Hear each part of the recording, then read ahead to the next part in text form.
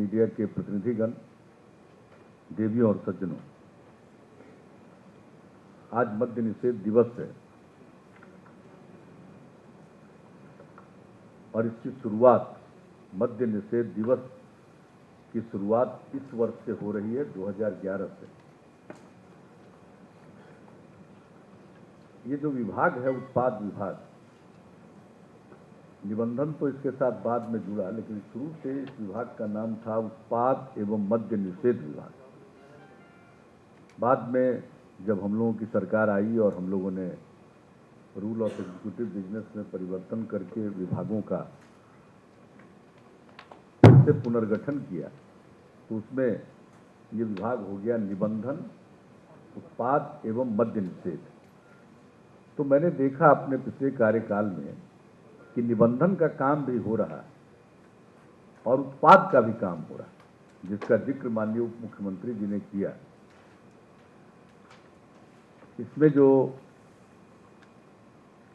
सरकार में को टैक्स के रूप में जो आमदनी थी, वो 200-250 करोड़ रुपए की थी, वो बढ़कर 1500 करोड़ रुपए के ऊपर चली गई। और इसका कारण ये नहीं है कि शराब पीने वाले बढ़ गए, उसका कारण ये है कि पहले शराब की खपत थी इतनी, लेकिन पहले जो शराब का कारोबार था उसको जानबूझ करके इस ढंग से ढीला छोड़ा गया था कि सरकार के खजाने में तो राजस्व कम आता था और दूसरों की झोलियां भरती थी। कुछ नीतिगत हस्तक्षेप किए गए और ये बिवरेजेस कॉरपोरेशन का गठन किया गया हम लोगों की सरकार में।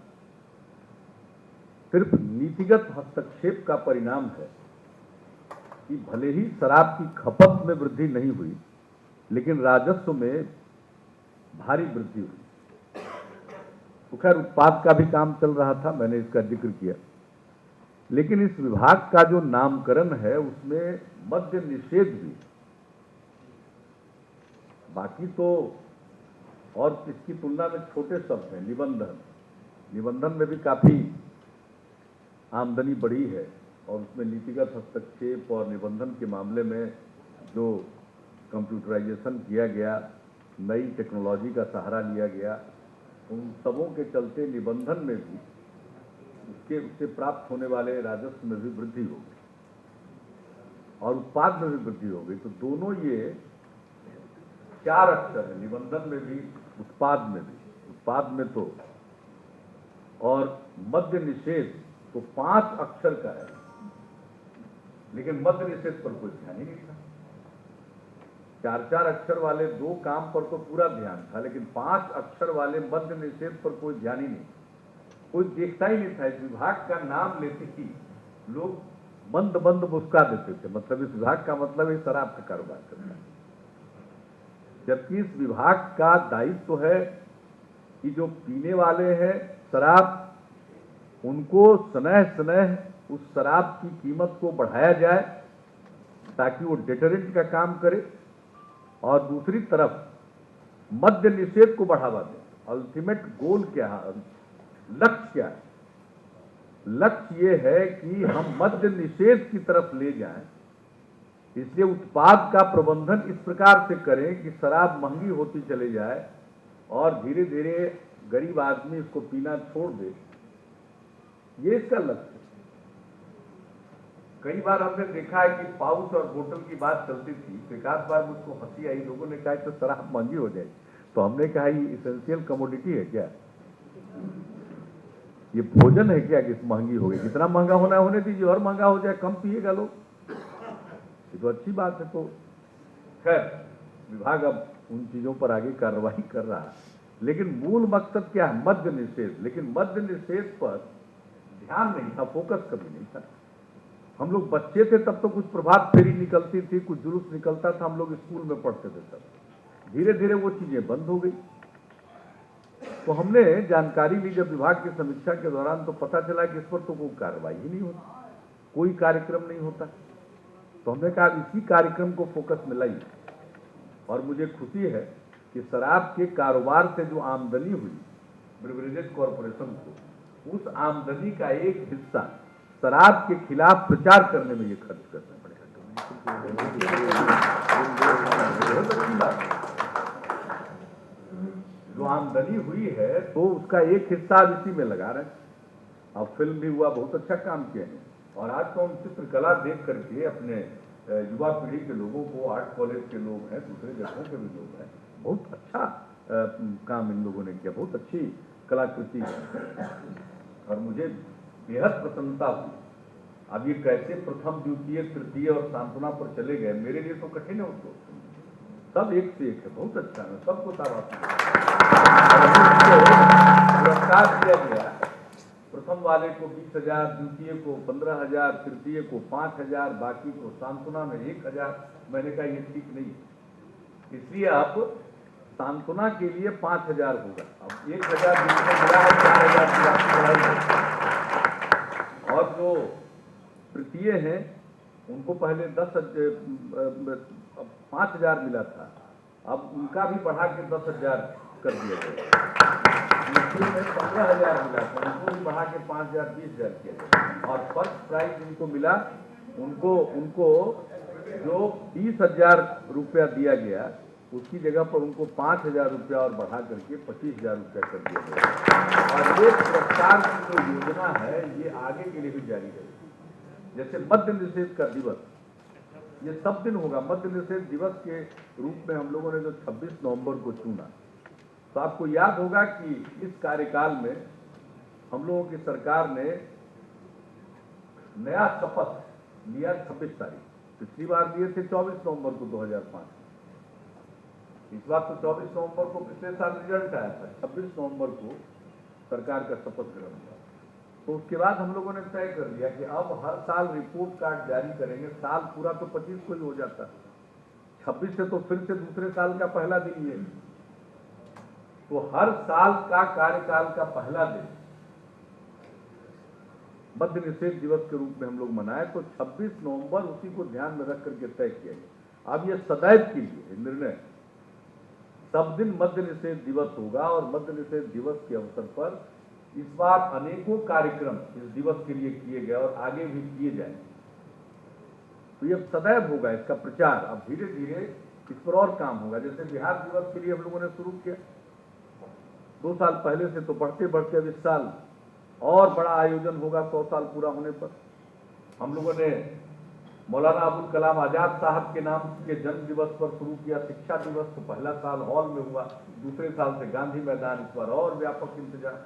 तो उसी तरह से मद्य निषेध दिवस 26 नवंबर को सदैव होगा, लेकिन साल दर साल इसके दायरे को लोगों को परसुएट करेंगे, समझाएंगे, बुझाएंगे।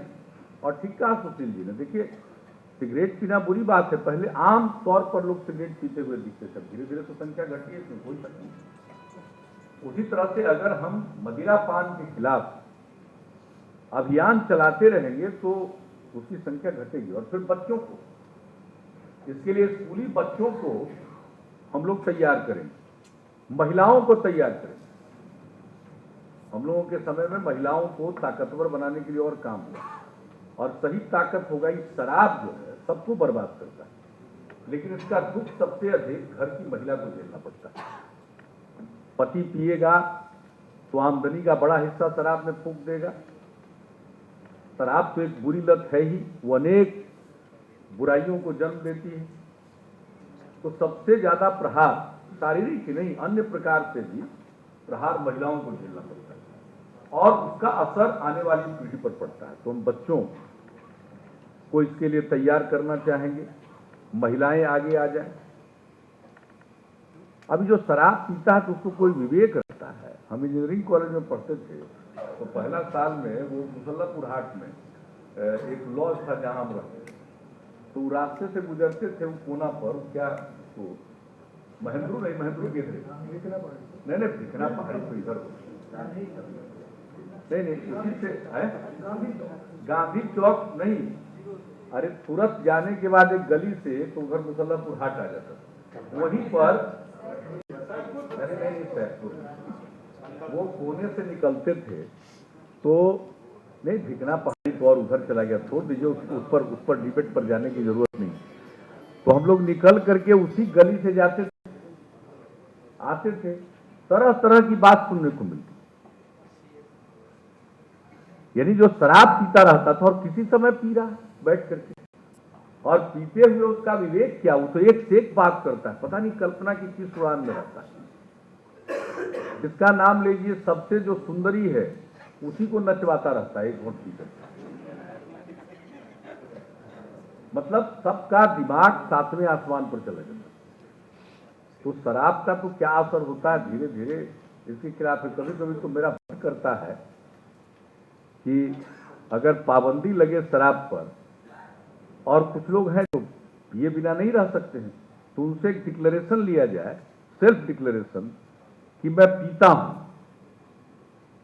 मैं पियक्कड़ हूं, पीने के बिना मैं रह नहीं सकता, इसलिए मुझे पीने का लाइसेंस दिया जाए।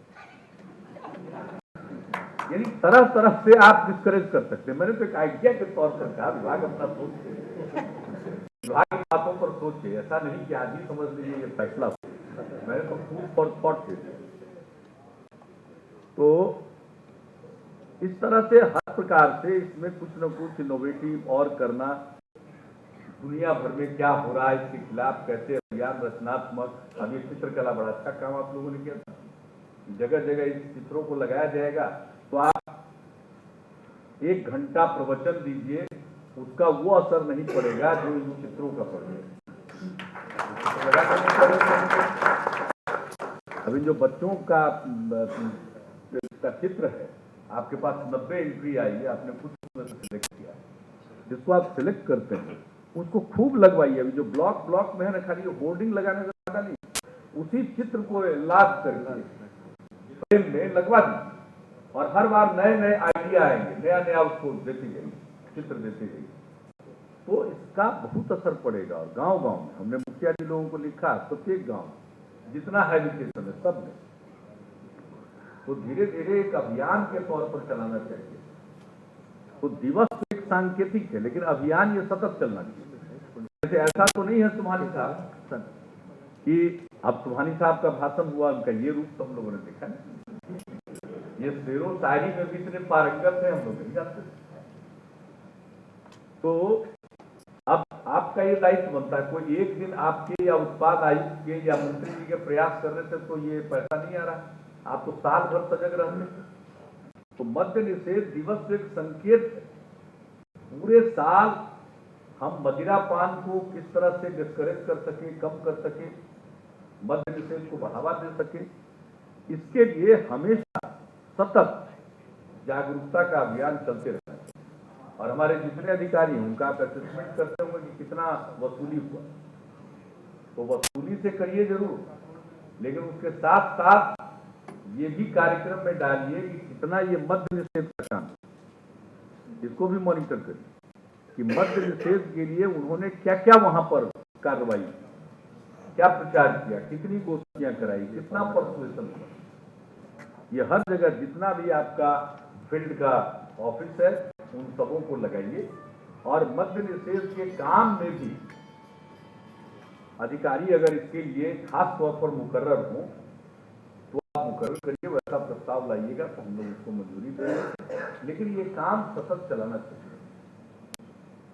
मद्य निषेध को बढ़ावा देने का ये तरीका, दूसरा तरीका महंगा करना, महंगा होता जाए। हमारा तो जो पीने की क्षमता रखते हैं, जिनके पास अपराध धन है वो पिए, जितना पीना हो पिए। जैसे संपत्ति आई है वैसे ही फूंक डालें उसको, हमको क्या मतलब। लेकिन एक जो गरीब आदमी है और रुपया 125 रुपया कमाता है और उसका 45% और 50% पी देगा, पीने में खत्म कर देगा, तो बच्चे कहां जाएगा।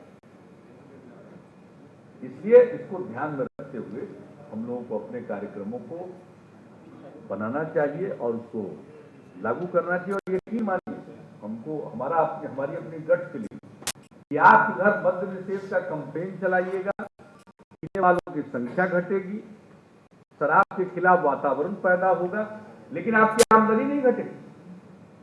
ये भी जान लीजिए, गजब का गणित, क्योंकि एक तबका तो पिएगा ही। आप अगर ये भी कर दीजिएगा कि पीने वाले को एक सर्टिफिकेट, एक लाइसेंस लेना पड़ेगा सेल्फ डिक्लेरेशन के आधार पर, तो वो भी लिखने को तैयार है। तो उसको छोड़ दीजिए, वो जो है जिनके पास जिनकी आदत है। तो इसलिए आपकी दूसरे प्रकार से जो टैक्स की आमदनी है, मुझको नहीं लगता है। देखना ये भी है, हमारे उप मुख्यमंत्री जी भी बैठे हुए हैं, जो वित्त मंत्री भी हैं, कुछ सोचना चाहिए। ये जो शराब है ना, इस पर हम लोगों को कोई ना कोई प्रकार का, आप पीते हैं तो ठीक है, आपके ऊपर हम और बोझ डालेंगे। कुछ गरीबों के लिए कोई ना कोई कार्यक्रम का कोई ना कोई टैक्स दीजिए कि वो पैसा जो आएगा हम उसी कार्यक्रम में लगाएंगे, या स्वास्थ्य का हो या काम है उसी में हम लगाए। इस तरह की भी बात करनी चाहिए। भले ही आज उसकी तैयारी आपकी नहीं है, लेकिन मैं अपनी इच्छा प्रकट कर, अब इसके बारे में क्योंकि मुझे बड़ी प्रसन्नता होगी, शराब थोड़ा महंगा होगा, कोई दुख नहीं है, और पीने वालों की संख्या घट जाए, मदिरा का सेवन घट जाए, स्वस्थ समाज बन जाए। विवेक के बिना कोई समाज का निर्माण नहीं हो सकता, और ये मनुष्य के शरीर को नहीं समाप्त करता है। इसलिए मेरा ये कुछ सुझाव है, और आप लोगों ने बहुत अच्छी फिल्म बनाई है, और सारा जो कुछ भी संदेश देने की कोशिश की है कि कितने लोगों की मौत, एक्सीडेंट के डेथ के बारे में आपने बता दिया कि जो एक्सीडेंट होते हैं तो 50% लोग शराब पीते पिए हुए रहते हैं, ये सबको मालूम। और शराब चलाते हुए लोग गाड़ी चलाते हैं, शराब पीते हुए लोग गाड़ी चलाते हैं, शराब पीकर गाड़ी चलाते हैं, तो और बल्कि ये आप गृह सचिव भी, ये जो यातायात पुलिस होती है उनको संभालते होता ही, हम तो रेल मंत्री रहे, ड्राइवर का तो हमने उसको पायलट करना शुरू किया, लेकिन वो जो चलाते हैं उनको पायलट जो होते हैं उनको एनालाइजर होता है सबसे पहले, लेकिन कभी कभी चलाते चलाते बीच में दो एनालाइजर के बीच में दे देता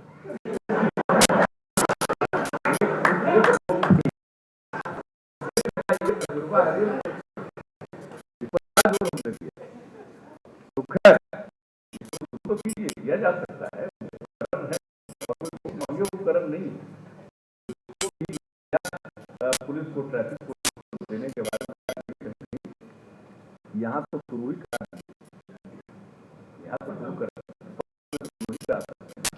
बड़े शहरों में शुरू तो अपने आप की प्रवृत्ति घटेगी। और सबसे बड़ी बात है कि लोक लाज पैदा हो, देखने क्या है मैंने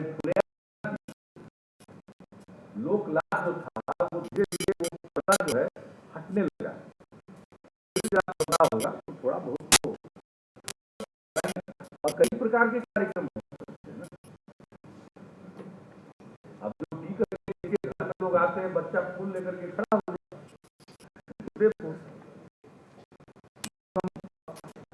अब्बा वेलकम,